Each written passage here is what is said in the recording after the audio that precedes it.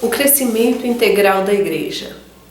O pastor Orlando Costas, um pastor batista do movimento evangélico latino-americano, em resposta inclusive ao movimento de crescimento de igreja na América Latina, na América do Norte, em meados e segunda metade do século passado, propôs o que ele chamou de crescimento integral da igreja, né?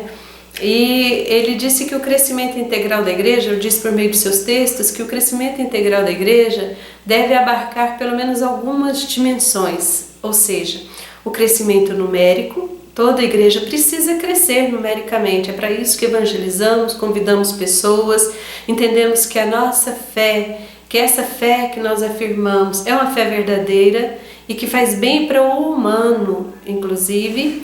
Então, se acreditamos nisso, é normal chamarmos as pessoas a compreenderem a nossa fé, né?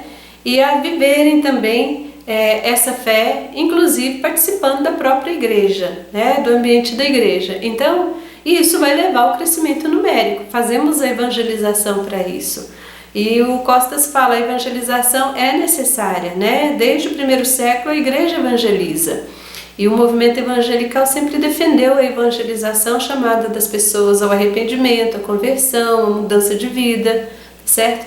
Mas ele sempre ensinava que esse crescimento numérico deveria ser acompanhado, paralelo a um crescimento orgânico, ou seja, um crescimento harmônico, não somente a juntar pessoas na igreja. Os números não podem ser a finalidade do crescimento da igreja, mas a comunhão da igreja do Senhor Jesus Cristo deve se dar e crescer em conjunto com o crescimento numérico, como de forma harmônica, conjunta mesmo, né? Não simplesmente pessoas se aglomerando na igreja ou frequentando um templo. Isso não significa que a igreja é comunhão.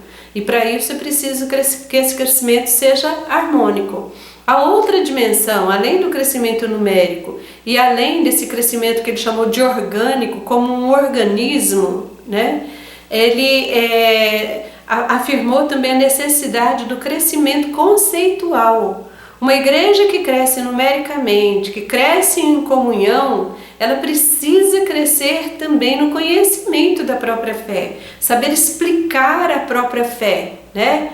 Saber dar sentido àquilo que crê, saber ler as Escrituras, falar a respeito do Jesus Cristo que transforma a nossa vida, mas entender isso com clareza, como afirma Pedro, 1 Pedro 3,15. Ou seja, para que isso aconteça, é muito importante que se desenvolvam então os programas educacionais e de instrução da igreja, que se faça o discipulado, que se ensine na igreja, a fim de que, tanto quanto ela cresce numericamente, ela possa crescer em comunhão e possa crescer conceitualmente. Também é importante que no conjunto desses crescimentos, a igreja cresça em serviço. Ela não pode crescer mais numericamente do que em comunhão, conceitualmente, e também não crescer em serviço. Essa é uma das importantes dimensões que ele apresenta. O verdadeiro crescimento, ou crescimento integral, leva a igreja também ao serviço ao mundo. E não somente a si própria, para um benefício próprio, mas à superação do egoísmo, né? E a servir a sociedade, ao mundo, até para fins do testemunho de Deus mesmo e do reino de Deus. Ou seja, a igreja cresce, então, numericamente, cresce em comunhão, cresce, no caso, conceitualmente, e aí envolve a própria teologia, produção teológica, a igreja como comunidade teologal mesmo, produzindo conhecimento e saberes, né? E cresce também em serviço, em ação concreta de cuidado, de acolhimento, de onde houver e onde houver necessidade do seu serviço. Ela cresce também nesse aspecto. São essas as dimensões que ele elenca para um crescimento integral da igreja, tá certo?